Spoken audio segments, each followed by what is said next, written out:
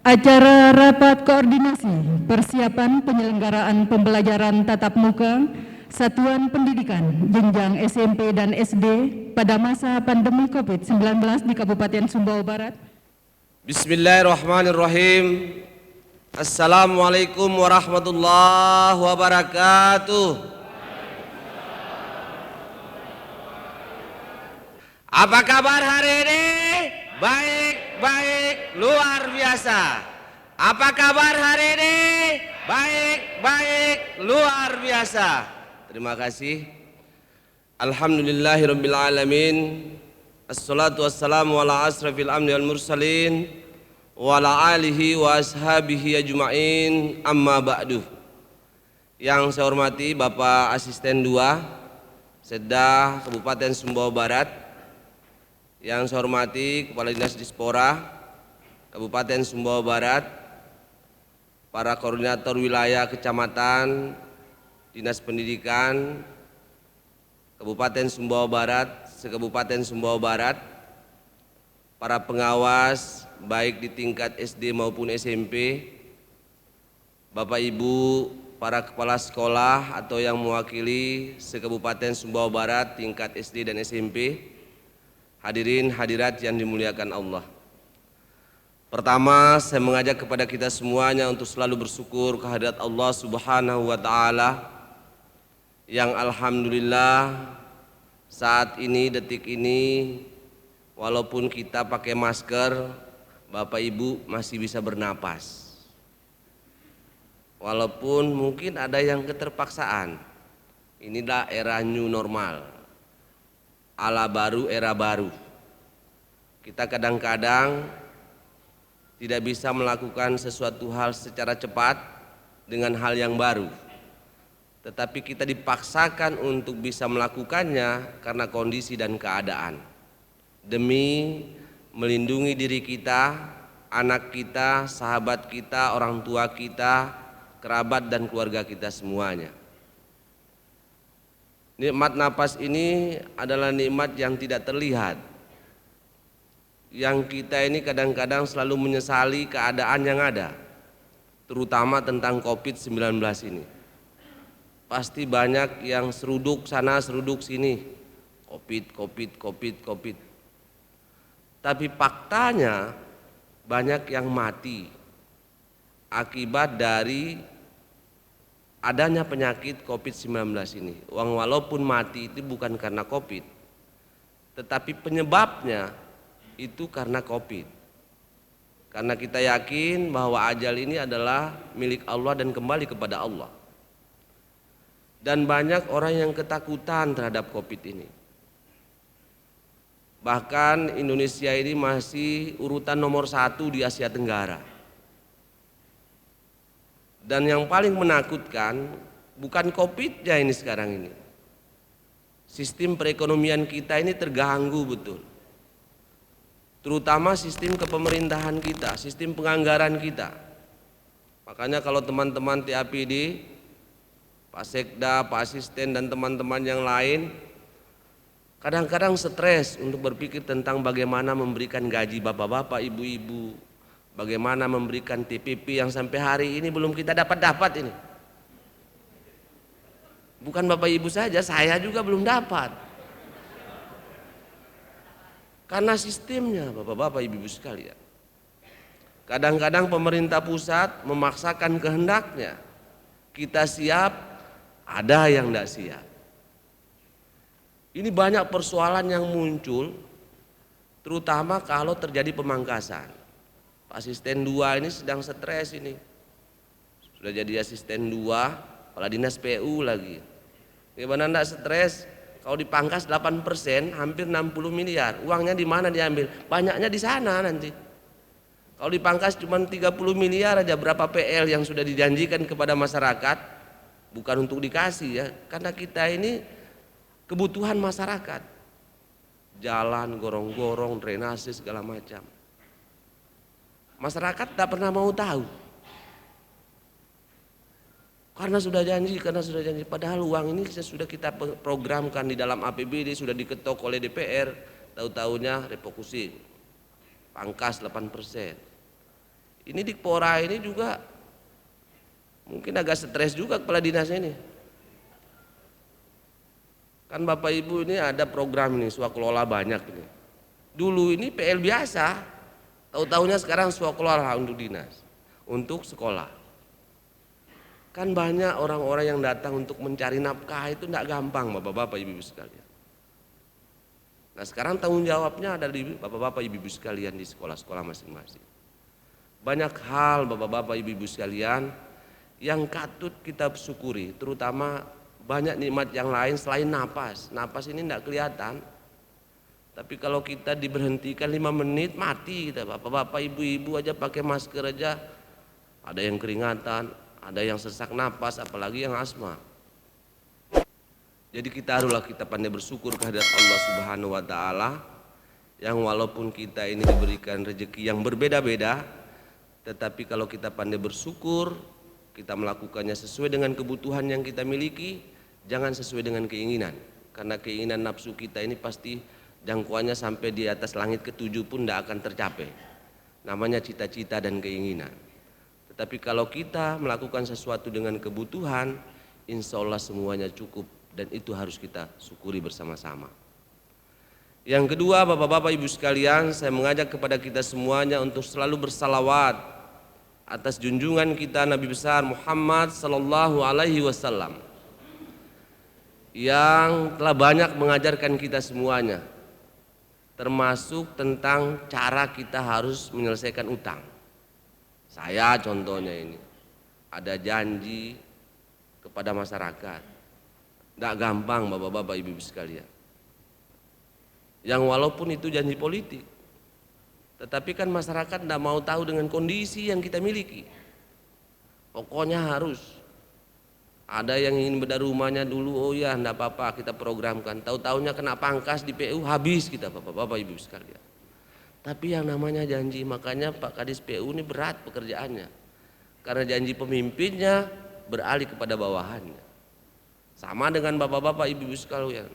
Mungkin sudah saya janjikan sekolahnya kita mau rehab, gara-gara nggak ada uang, nggak jadi kita rehab. Apalagi sekarang ini di tengah COVID-19 banyak maling Bapak-bapak Ibu sekalian.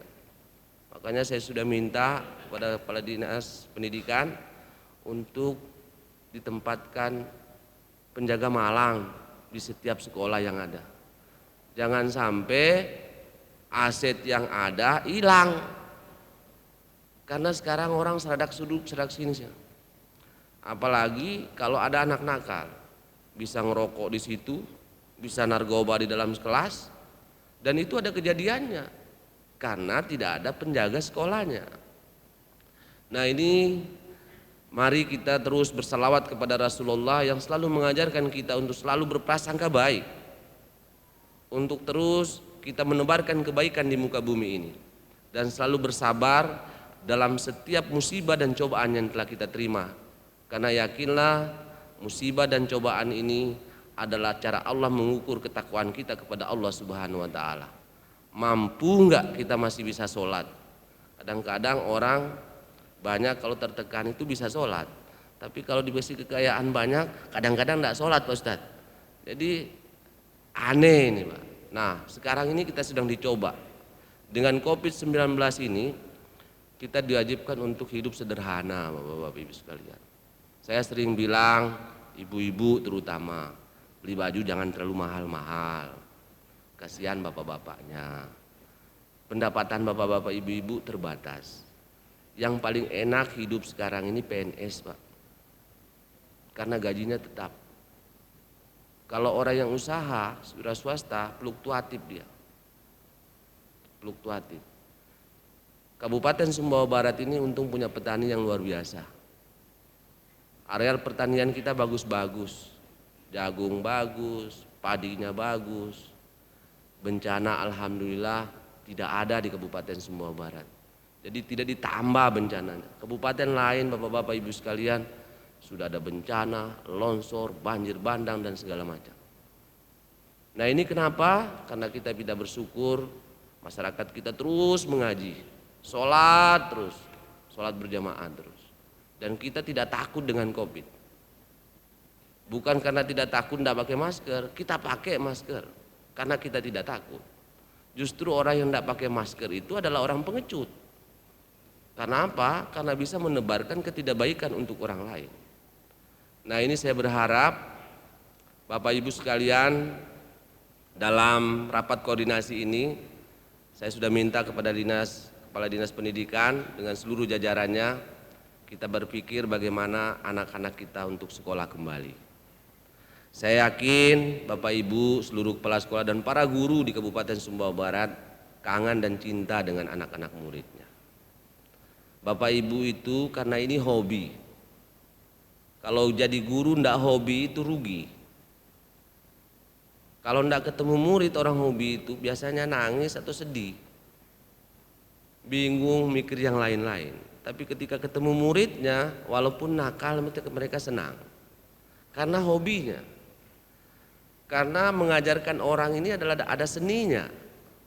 Bagaimana menundukkan anak nakal untuk menjadi anak nakal yang cerdas. Bagaimana anak pendiam yang tidak bisa ngomong untuk bisa ngomong. Itu ada seninya. Dan itu Bapak Ibu yang memiliki ilmunya, bukan saya. Dan karena seni, Bapak-bapak, Ibu-ibu sekalian kangen dengan hal yang tersebut. Dan begitu juga para murid.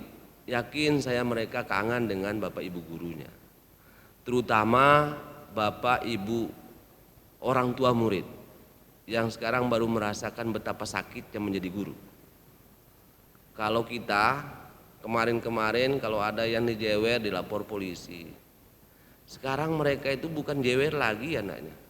Bahkan dipukul luar biasa. Enggak, mereka melaporkan dirinya ke polisi. Aneh kan? Jadi mereka ini sedang disok terapi dengan kondisi ini. Masyarakat kita yang menjadi orang tua murid baru tahu rasa bisa menjadi guru itu ternyata nggak gampang. Apalagi kalau anaknya kurang mampu daya pikirnya. Kan orang tua ini kadang-kadang terima beres. Anak saya harus pintar, serahkan ke gurunya. Padahal anaknya ini mungkin daya nalarnya kurang cepat nangkapnya. Mungkin itu bukan hobinya atau caranya juga berbeda, itu akan menjadi persoalan. Makanya saya lihat Bapak-bapak, Ibu-ibu sekalian itu lebih tahu banyak anak kelas 2 SD yang tidak bisa membaca hari ini. Gara-gara ini, gara-gara jarang masuk ini. Ternyata orang tua tidak cukup pintar mengajar orang anaknya. Tidak cukup pintar untuk menjadi guru di rumahnya. Dan ternyata kosnya lebih besar daripada anaknya masuk sekolah. Jadi anak nak masuk sekolah ini menimbulkan kos baru bagi para orang tua. Bayangkan, pertama disuruh dia untuk belajar dengan mata pelajaran yang atau PR yang diberikan itu tidak gampang. Anaknya harus dibujuk dulu, ayo anak sekolah, belajar, bapak bimbing, ibu bimbing. Waktunya sudah habis orang tua ini. Mau dapat duit tidak jadi, karena harus mendampingi anaknya, karena cinta sama anaknya. Yang kedua ada anak ini, mau dia belajar tapi beliin saya es, beliin saya bakso. Namanya anak diteruti terus. Kalau sama bapak ibu guru kan tidak mungkin berani anak ini. Nah, betapa banyak kerugian yang didapat oleh orang tua manakala anaknya sekolah di rumah. Karena harus didampingi, baru mereka rasain. Nah, mudah-mudahan masyarakat kita ini sadar bahwa pentingnya bapak ibu guru dan harus kita hargai dan hormati, bukan hanya asal lapor. Baru jewer, baru dimarah lapor polisi. Nah, ini yang ada manfaatnya juga. Nah, sekarang mereka ini pada minta untuk anak-anaknya bisa sekolah. Nah, untuk itu dalam rangka kita akan mempersiapkan anak-anak kita sekolah dari tingkat SD dari kelas 1 sampai kelas 5 karena kelas 6-nya sudah masuk. Kelas 7 sampai kelas 8 karena kelas 9-nya sudah masuk. Insya Allah kita akan mulai tanggal 22 hari Senin depan. Tetapi catatannya, Kepala Dinas harus bisa mengontrol, meminta kepada seluruh koordinator wilayah dan pengawas untuk cek sekolah yang siap. Tidak siap, jangan. Saya dengan Pak Bupati tidak mau ambil risiko. Jadi Bapak Ibu sekalian, setelah pulang dari sini nanti sistem protap kesehatannya bagaimana akan disampaikan oleh Dinas Kesehatan, sistem absensinya karena ada absensi Bapak-bapak Ibu sekalian. Kalau kemarin jangan penjer-penjer, sekarang ada yang lebih canggih Pak, online. Bisa dari HP Bapak-bapak Ibu sekalian. Nah, ini kenapa? Karena ini menyangkut TPP-nya Bapak-bapak Ibu sekalian. Karena TPP Bapak-bapak Ibu sekalian, kalau nggak masuk, nggak tuntas, saya nggak tanda tangan, Bapak Ibu tidak bisa mendapat TPP-nya. Ini berat juga. Ini bukan maunya saya, ini sistem yang harus kita lakukan. Jadi untuk itu saya berharap kepada seluruh Bapak Ibu Kepala Sekolah untuk mempersiapkan protap kesehatan seperti yang pernah kita lakukan sebelumnya. Karena alhamdulillah menurut pengamatan kami bersama dengan Kepala Dinas Dikpora dengan seluruh jajarannya di Sumbawa Barat bulan kemarin atau sekitar bulan Januari waktu kita masuk itu alhamdulillah protapnya bagus. Protapnya bagus, ini berkat pengawasan dari Dinas Pendidikan, Koordinator Wilayah Kecamatan dan para pengawasnya. Tapi jangan-jangan Bapak Ibu tidak siap lagi. Makanya rekomendasi Dinas Dikpora bisa membuka dan menyurati sekolah tersebut berdasarkan rekomendasi dari pengawas yang bekerja sama dengan koordinator wilayah kecamatan masing-masing. Jadi saya berharap betul Ibu, Bapak, koordinator wilayah dan Bapak Ibu pengawas, saya minta untuk mulai besok sudah cek lapangan. Hari Jumat sore sudah ada laporan. Insya Allah kalau sudah langsung kita akan keluarkan surat bahwa sekolah ini, SD ini, SMP ini bisa melaksanakan sekolah tatap muka langsung di sekolah, belajar tatap muka di sekolah. Jadi saya minta betul Bapak-bapak Ibu sekalian, Bapak Ibu Kepala Sekolah, ini untuk demi menjaga Bapak Ibu juga dan menjaga kami selaku pemimpin. Karena orang itu kalau ada COVID, nggak ada lain yang disalahin Pak. Pasti ujung-ujungnya pemimpinnya. Pak Bupatinya gini, Wakil Bupatinya gini. Padahal sudah enak nggak masuk, disuruh masuk. Padahal kemarin mereka yang minta masuk, Bapak-bapak Ibu sekalian.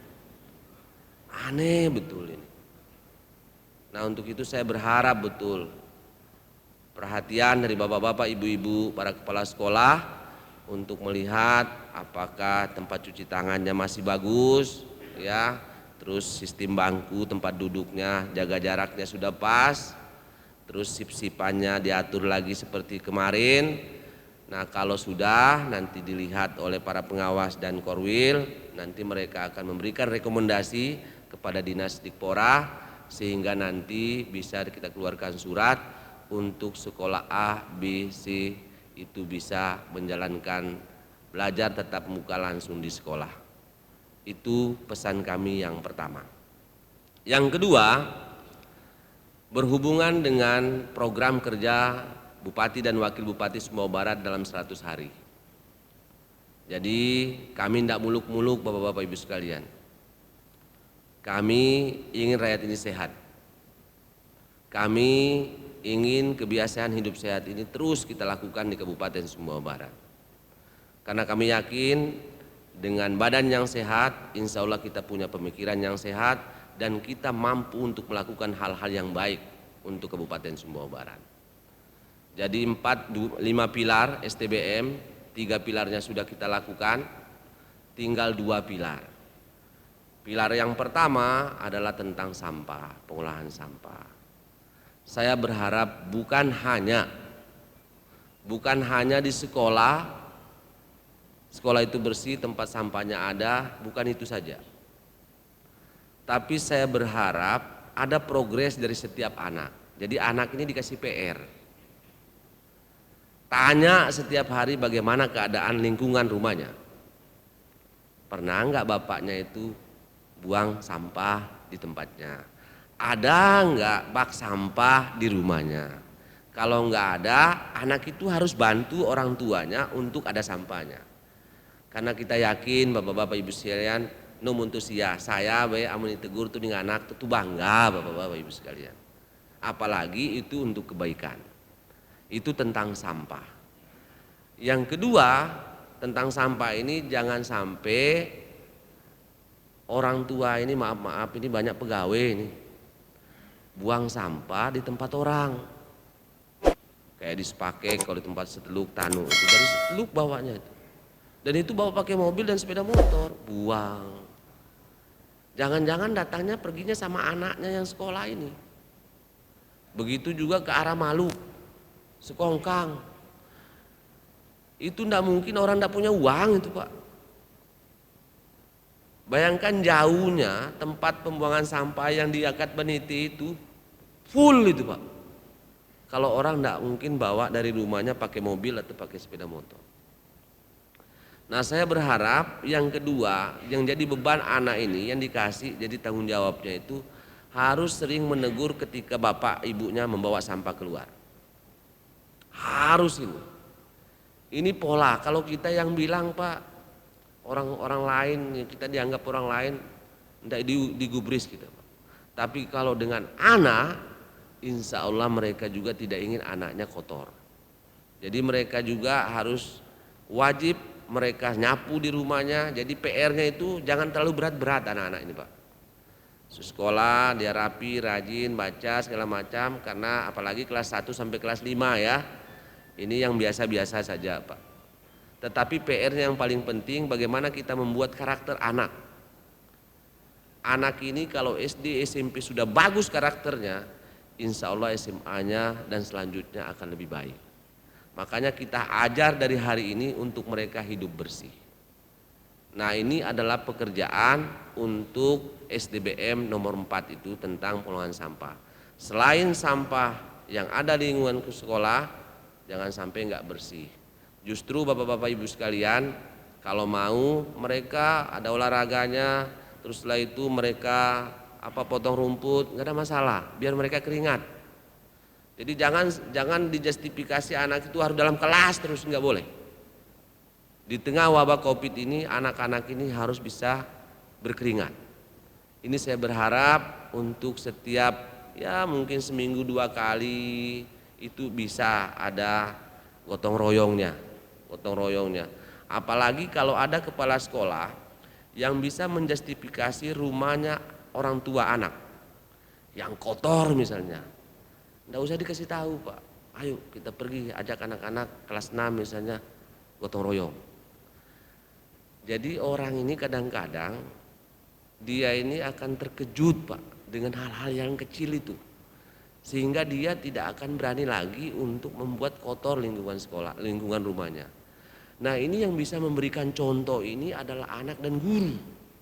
Makanya saya minta betul Bapak-bapak Ibu sekalian, di dalam masa 1 bulan ini satu sekolah mudah-mudahan ada 2-3 rumah yang dikunjungi digotong royongkan. Saya minta betul, nah nanti pengawas, koordinator wilayah kecamatan, progresnya langsung ke Pak Kadis ya. Saya minta betul Bapak-bapak Ibu sekalian, bukan kita ria, bukan. Karena yakinlah kebersihan itu adalah sebagian daripada iman dan kita mengajarkan karakter ini akan lebih baik untuk masyarakat kita. Ini sederhana dan tidak ada kosnya. Tapi jangan terlalu yang jauh-jauh Pak. Yang penting ada contohnya. Boleh Bapak Facebook yang bagus-bagus tuh, jangan makan lontong, makan nasi. Kan malu Pak, kalau di rumah nggak apa-apa. Ya kalau rumah apa-apa, kalau di sekolah janganlah. Walaupun Bapak Ibu saya tahu Bapak setiap hari berkelah itu saya tahu Pak. Karena musimnya kalau enggak berkelah itu kita menghindari Covid juga karena kita harus menumbuhkan rasa senang kita. Nggak ada masalah. Tapi jangan tonjolkan itu Pak. Saya makan di rumah aja banyak yang bilang, oh ini Pak bubuknya udah baik begini. Padahal saya ingin memberikan pelajaran bahwa dengan yang sederhana pun makan kelor juga kita bisa kenyang kok. Tapi namanya masyarakat Pak. Ya namanya masyarakat tidak pernah punya pasal salah dia. Selalu pasalnya benar dia. Nah makanya harus hati-hati Bapak-bapak Ibu sekalian. Itu yang kedua. Yang ketiga tentang limbah air bersih, limbah cair. Nah saya berharap jangan sampai kamar mandinya di sekolahnya kotor ya. tolong dibersihkan. Kalau ada anak-anak kan ada SD, SMP, mereka juga mau kok untuk membersihkan kamar mandinya. Yakin saya itu Pak, yakin. Nah tolong diperiksa baik-baik. Anak-anak juga saya berharap anak murid bapak-bapak ibu sekalian juga diajarkan. Suruh periksa setiap rumahnya. Kalau ada orang tuanya yang membuat air limbah langsung ke got yang enggak tertutup, ya tolong mereka nasihati bapak ibunya. Yakin bapak saya ibu bapak ibu sekalian, ketika anak yang ngomong itu nomun itu benar, salah masih bangga orang Tuhan Pak. Ketengan no, karena kita ini mulailah membuat karakter yang baik bagi anak-anak kita. Nah untuk itu sekali lagi saya cuma mengamanatkan 3 hal itu. Yang pertama, bersihkan lingkungan sekolah, siapkan protap kesehatannya. Nanti pemaparan tentang protap kesehatan akan disampaikan oleh Dinas Kesehatan. Yang kedua tentang sistem kepegawaian, termasuk tentang absensi, nanti akan disampaikan oleh teman-teman dari BKD. Nah, ada 2 hal di pilar STBM yang Bapak Ibu menjadi amanat kami, saya dengan Pak Bupati. Saya lihat Pak Bupati tadi sudah apel pagi, menginstruksikan kepada seluruh ASN akan menjadi duta. Jadi bapak-bapak ibu-ibu ini akan menjadi duta juga. Duta STBM di masing lingkungan bapak ibu sekalian. Jadi jangan sampai nanti diajak kepala desanya untuk jadi bagian dari tim kampung sehat, enggak mau, jangan. Bapak ibu harus menjadi contoh. Yakin saya bapak ibu adalah orang yang terhormat di masing-masing desa dan kampungnya. Berikan contoh yang baik agar mereka senang dengan keberadaan bapak-bapak ibu sekalian. Nah untuk itulah, untuk membackup kepala desa lurah ini yang ada di sekolah, monitor rumahnya orang tua murid dengan memakai kepanjangan tangan anak-anak kita yang sedang bersekolah di sekolah kita masing-masing, baik SD maupun SMP. Dan saya berharap ada gotong royong yang secara tidak terduga. Mau saya juga diundang nggak apa-apa, misalnya di kecamatan satu, ada contohnya satu, saya pergi nggak apa-apa. Kita harus bisa memberikan contoh yang baik kepada masyarakat kita. Nggak usah dikasih makan, nggak apa-apa, karena itu sebentar doang kok, supaya nanti imbasnya kepada tetangga-tetangga yang lain. Nanta anak tuh bayar was bersisa. Ini karena ini kalau ada rasa ibah, insya Allah mereka akan sangat menghargai dan mencintai anak-anaknya, dan akan mencintai kesehatannya, karena ketika kita sehat insya Allah kita akan jauh dari wabah COVID-19.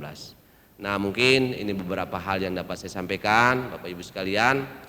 Terakhir, Bapak Ibu sebagai pendidik harus menggaji garda terdepan ketika akan divaksin nantinya. Bapak Ibu jangan bilang enggak mau, enggak boleh. Ya, saya ini sudah 2 kali.